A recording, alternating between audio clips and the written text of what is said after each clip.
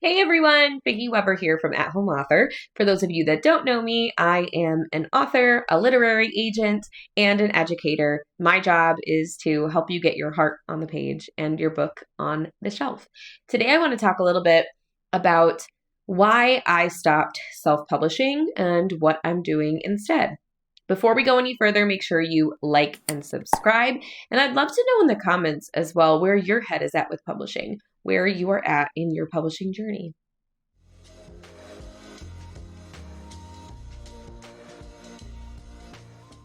I started on the self-publishing side. So while I'm knee deep in the industry now, especially being a literary agent and having a literary agent myself, the very first place that I began was in self-publishing. And as many of you know, my first three books completely flopped. I've told that story many a time, but I persisted.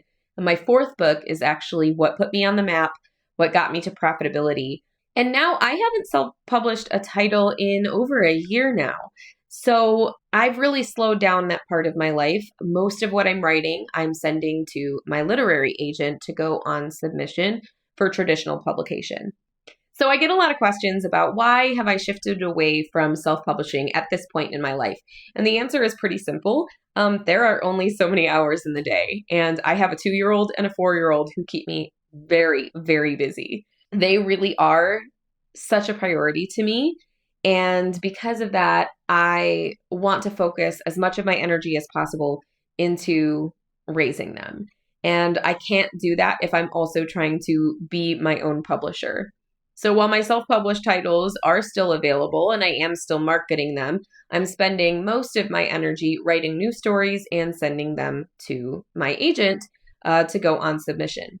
But I know that as my kids get older, I will likely swing back the other way. But that's exactly why I think this is such an important conversation to have, because so many writers in the past were under the impression that you could only do one route or the other. And while that may be true for a single manuscript or a single book, it doesn't need to be true of the writer themselves. There are many hybrid authors out there who choose to do self-publishing and traditional publishing. I represent a good handful that certainly do. But at the end of the day, there's more than one path to success. So if self-publishing is right for you, go for it. If traditional publishing is right for you, go for it.